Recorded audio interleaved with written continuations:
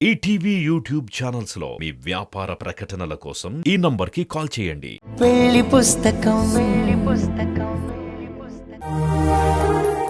అభి, నువ్విక్కడున్నావా? ఇదేంటి? నందు సిద్ధు అవకే అడుగుతున్నారు కదా, సాల్ట్ తగ్గినట్టు అనిపిస్తే కలిపాను. తీసుకెళ్ళు. నువ్వు కూడా రా, అందరితో కలిసి భోజనం చేద్దాం. నువ్వు వెళ్ళు సాక్షి, నేను తర్వాత తింటాను. తర్వాత ఏంటి? ఇప్పటికే చాలా లేట్ అయింది. వద్దు సాక్షి, నా మాట విని వెళ్ళు. నువ్వు వస్తే కానీ నేను వెళ్ళను. అర్థం చేసుకో సాక్షి, కనీసం నువ్వైనా అందరితో కలిసి తిను. నా కోసం వాళ్ళని దూరం చేసుకోవద్దు. నేను ముందు నుండి ఇదే చెప్తున్నాను, నువ్వేమో నా మాట వినట్లేదు. నువ్విక్కడ ఉన్నన్ని రోజులు అందరికన్నా నువ్వే ఎక్కువ అని నేను కూడా చెప్పాను. నువ్వు మర్చిపోయావా? రా వెళ్దాం. ఈరోజు నీకిష్టమని బెండకాయ కర్రీ చేశాను. నువ్వు ఎన్ని చేసినా నాకు రావాలని అనిపించట్లేదు. ఎందుకంటే నేను డైనింగ్ టేబుల్ దగ్గరకు వస్తే అందరూ డిస్టర్బ్ అవుతారు, నన్ను కోపంగా చూస్తారు, అక్కడ నుండి వెళ్ళిపోతారు. తింటున్న వాళ్ళని కంచెం ముందు నుండి లేపడం మహాపాపం. నేను చేసిన పాపాలు సరిపోనట్టు ఇది కూడా అవసరమా చెప్పు? అవసరం కాదు, అవకాశం. నీ గురించి అందరికీ నిజం తెలిసింది, అందరిలో మార్పు కూడా వచ్చింది. ఇప్పుడు నువ్వు దూరంగా ఉండటం మంచిది కాదు. నా మాట వినిరా. రా.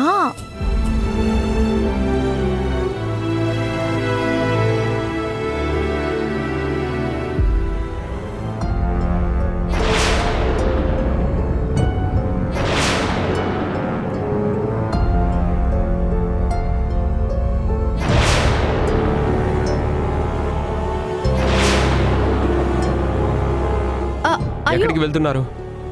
ఆ డెవిల్తో నేను కూర్చోను పాపా. విన్నావు కదా సాక్షి, అందుకే నేను రానని చెప్పాను. మీరెవరూ వెళ్ళకండి, కూర్చోండి, నేను తర్వాత తింటాను. అభి, రోగిష్టి దానివి, నీ కడుపు మార్చిన పాపం మాకెందుకు?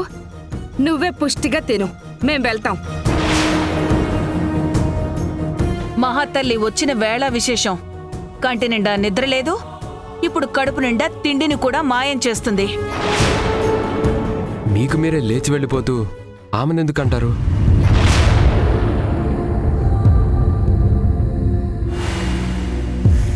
దాన్ని చూస్తూ తినలేక బాబు. అత్తయ్య, శత్రువు అయినా సరే శరణు కోరొస్తే ఆకలి దగ్గర కోపం చూపించకూడదు.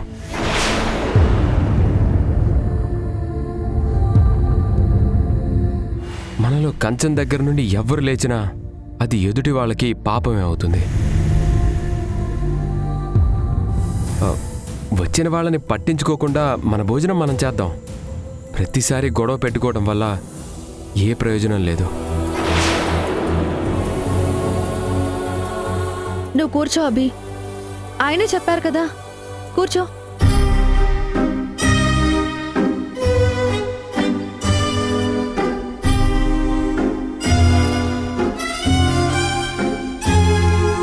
కూర్చోండి అత్తయ్య. సిద్ధు, కూర్చో. తిను అభి.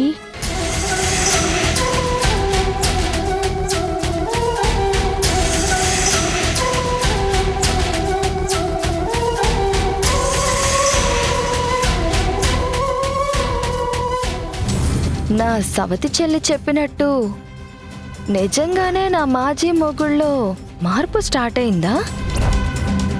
అదే నిజమైతే మా చెల్లికి కష్టాలు మొదలైనట్టే.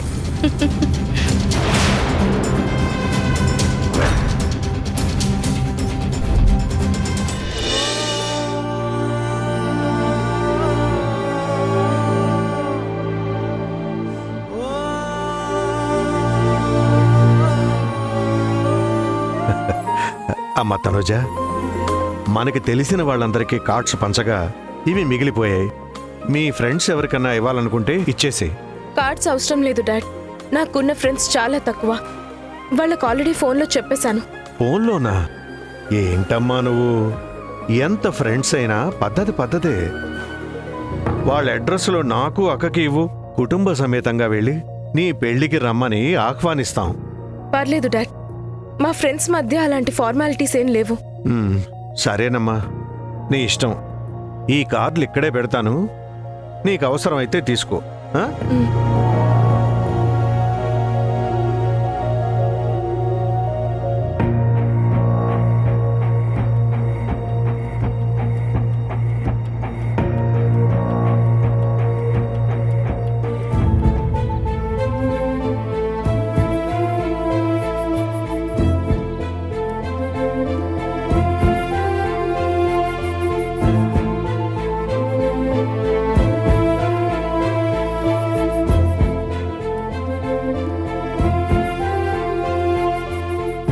చందు, ఐమ్ తనుజ.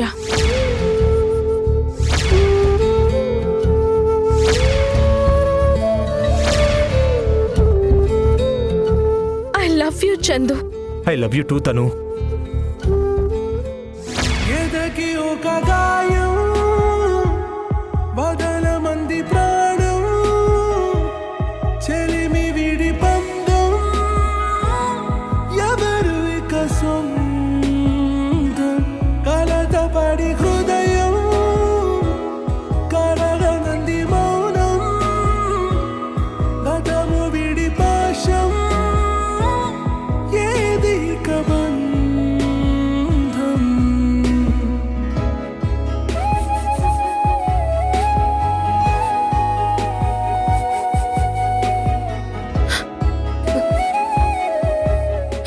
శుభలేఖల్లో అక్షరాల్ని కన్నీటితో చెరపగలిగాను, కానీ తలరాతని మార్చడం నా వల్ల కావడం లేదు చందు. నీ భార్యగా నీతో భవిష్యత్తు కోసం ఎన్నో కలలు కన్నాను. ఆ కలలు కన్నీరుగా మారి నువ్వుండాల్సిన చోటుని గుర్తు చేశాయి. ఒక కూతురిగా, ఒక చెల్లెలిగా, నా వాళ్ళ ప్రేమకి బానిసగా, బాధ్యతగా నా రాతని నేనే మార్చుకుంటున్నాను. నన్ను క్షమించు చందు, నన్ను క్షమించు.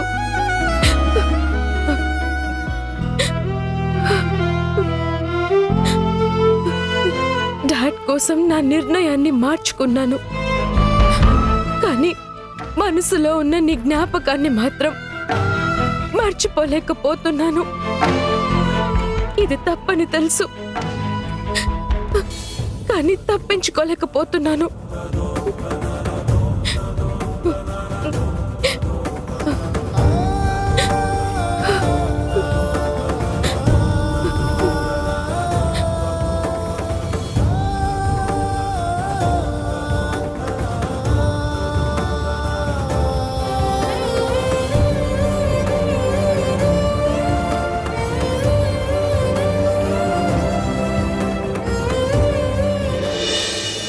మిగిలిన కార్డ్స్ డాడీ ఈ రూమ్లోనే పెట్టానన్నారే.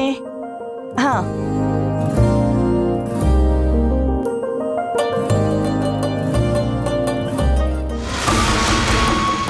ఈ కార్డ్ ఎవరు డస్ట్బిన్లో పడేశారు?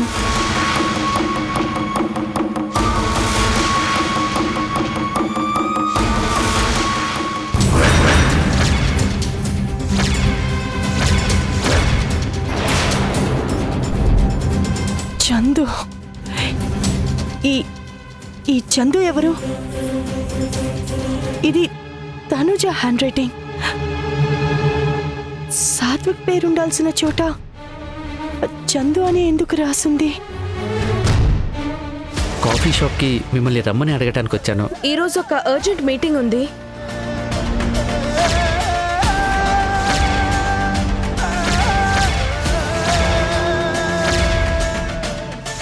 నువ్వు సంబంధం కన్ఫర్మ్ చేయక ముందే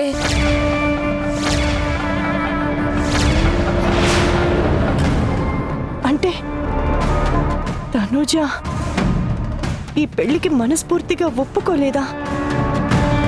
నేను ఊహించినట్టు పెళ్లి గురించి నాతో అబద్ధం చెప్తుందా? ఈ చందు ఎవరో, దీని వెనక కథ ఏంటో కనిపెడితే కానీ అసలు నిజం బయటికి రాదు.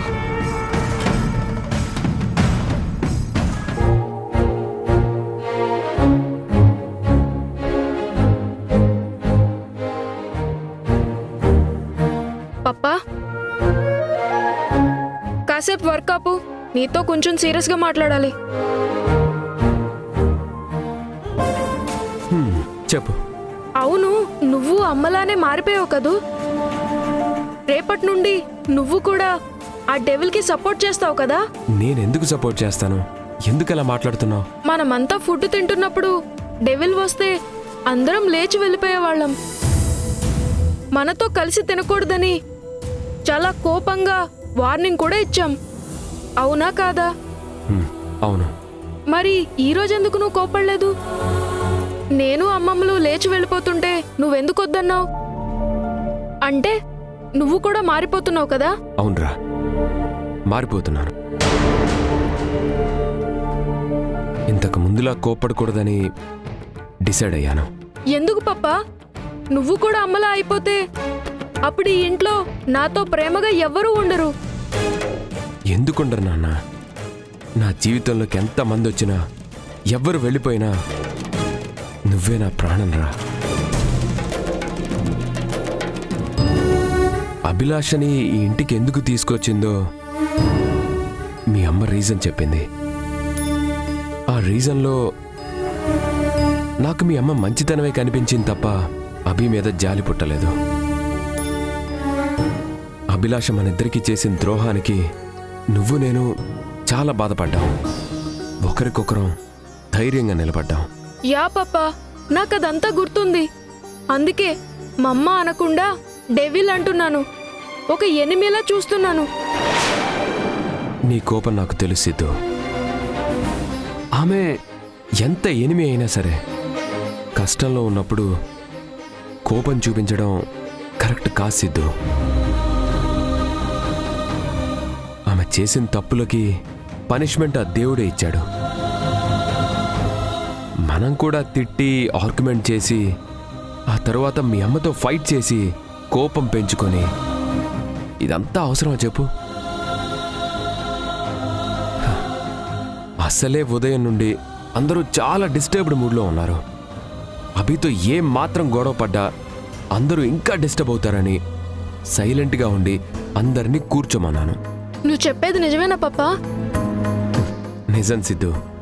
నీకెప్పుడైనా అబద్ధం చెప్పానా? అప్పుడప్పుడు చెప్తావు, కానీ ఇప్పుడు మాత్రం నమ్ముతానులే. నమ్మడమే కాదు, నువ్వు కూడా మీ మమ్మతో కోపం తగ్గించుకుని నార్మల్గా మాట్లాడడానికి ట్రై చేయి. మమ్మ కాదు, ఆవిడ డెవిల్. నేను ఆవిడ విషయంలో ఎప్పటికీ మారను.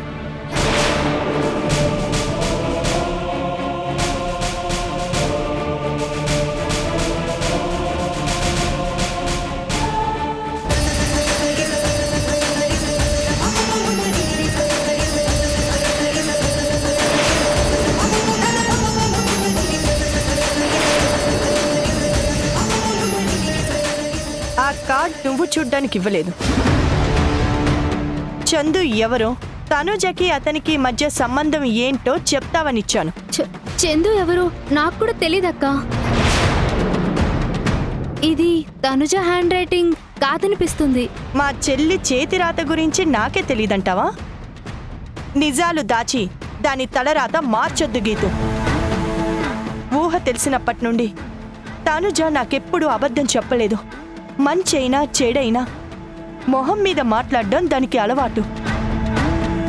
అలాంటిది ఈ పెళ్లి విషయంలో తన బిహేవియర్ పద్ధతి అంతా డిఫరెంట్గా ఉంది. సాత్విక్తో పెళ్లి ఇష్టమే అని చెప్తుంది, కానీ ఆ మాట మనస్ఫూర్తిగా రావడం లేదు. తనూజని అడిగితే నిజం చెప్తుందన్న నమ్మకం లేదు. అందుకే నిన్నడుగుతున్నాను. కనీసం నువ్వైనా ఏం జరిగిందో చెప్పు.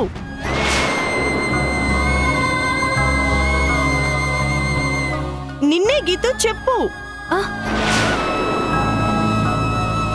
చందుని తనుజ ప్రేమిస్తుందక్కా.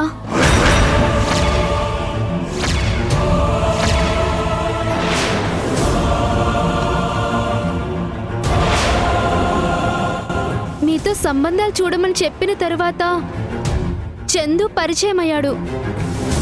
ఆ పరిచయం ప్రేమగా మారింది.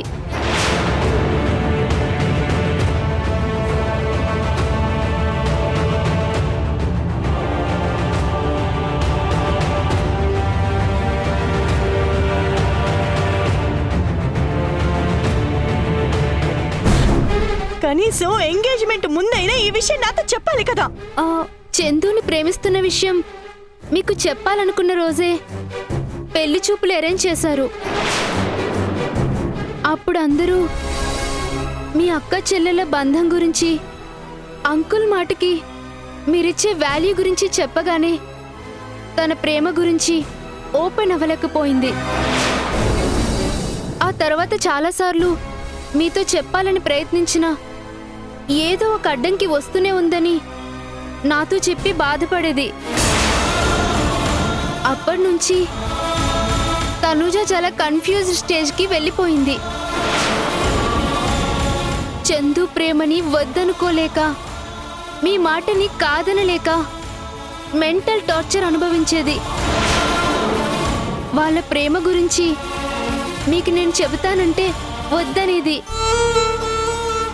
ఏదో ఒకరోజు ధైర్యం చేసి నేనే చెప్తాను అని నాకు చెప్పింది. కానీ నిన్న ఫోన్ చేసి మా ప్రేమ కథ ముగిసిపోయింది, మా డాడీ అక్క కోసం నేను పెళ్లికి ఒప్పుకుంటున్నాను, చందుకి బ్రేకప్ చెప్తాను అని ఏడుస్తూ చెప్పింది. మీరు కోరుకున్నట్టే నా పెళ్లి ఘనంగా జరుగుతుంది. నీ పరువుని, అక్క మాటని నిలబెట్టడమే నా బాధ్యత. ఏంటి గీతు ఇదంతా? నాకు ఏం మాట్లాడాలో కూడా అర్థం కావడం లేదు. పెళ్ళంటే రెండు మనసులు, రెండు కుటుంబాల మధ్య జరిగే వేడుక. ఇద్దరు మనుషులు ప్రేమతో ఒక్కటయ్యే క్షణం. అలాంటి పెళ్లి సంవత్సరానికి ఒకసారి వచ్చే పండుగ అనుకుంటుందా? ఒక ఫ్రెండ్గా తన మంచి చెడులో ఆలోచించాల్సింది పోయి గుడ్డిగా తన మూర్ఖత్వాన్ని సపోర్ట్ చేస్తావా? అంటే తనుజ నన్ను చెప్పనివ్వలేదక్కా. ఎవరు తప్పు చేసినా నిలదీసే తనుజ ప్రేమ విషయంలో మాత్రం ఎందుకింత పిరికి దానిలా తయారయ్యింది? దానికి కారణం మీ మీద ప్రేమ, గౌరవం. చందు మంచివాడక్కా. లవ్ గురించి ఎప్పుడు ఏ ఒపీనియన్ లేని తనుజ చందుని ప్రేమించిందంటే అతను ఎలాంటివాడు, వాళ్ళొకరినొకరిని ఎంత అర్థం చేసుకున్నారు మీరే ఆలోచించండి. చెప్పాల్సిన టైంలో చెప్పకుండా ఇప్పుడు రికమెండ్ చేస్తున్నావా గీతు? సారీ అక్కా. ఇప్పుడు సారీ చెప్పడం వల్ల ప్రయోజనం ఏంటి? తనుజ సాత్వికులకి రేపే పెళ్లి. ఆ విషయం నీకు నీ ఫ్రెండ్కి తెలుసా? చూడు గీతు, నువ్వు నాతో చందు గురించి చెప్పినట్టు తనుజతో డిస్కస్ చెయ్యొద్దు. మన మాటలన్నీ ఇక్కడే ఆగిపోవాలి. మూడో వ్యక్తికి తెలియకూడదు. సరే అక్కా.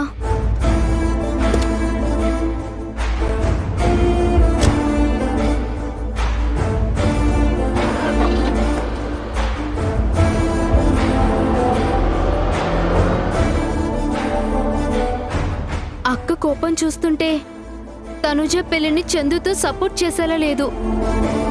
పాపం తనుజ.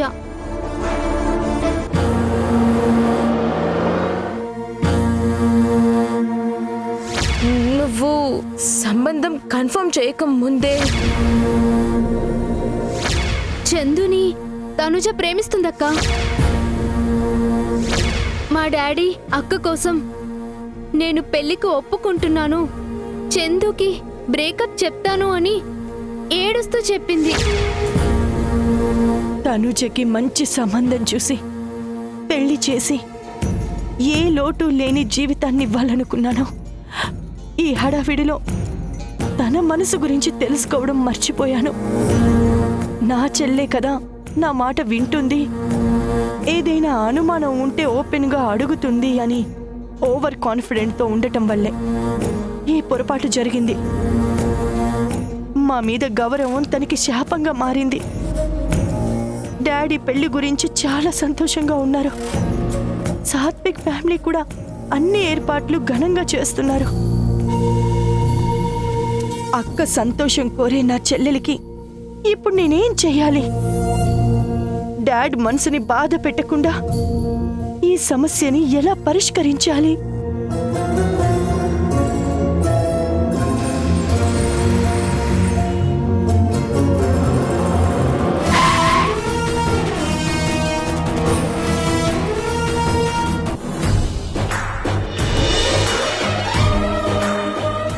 నమస్కారం. నమస్కారం అండి. ఎక్కడికమ్మా? మీకొక నిజం చెప్పాలండి. ఈ బట్టలు నేను కొనలేదు. అభిలాష మనిద్దరి కోసం తన చేతికున్న ఉంగరం అమ్మేసి కొన్నది.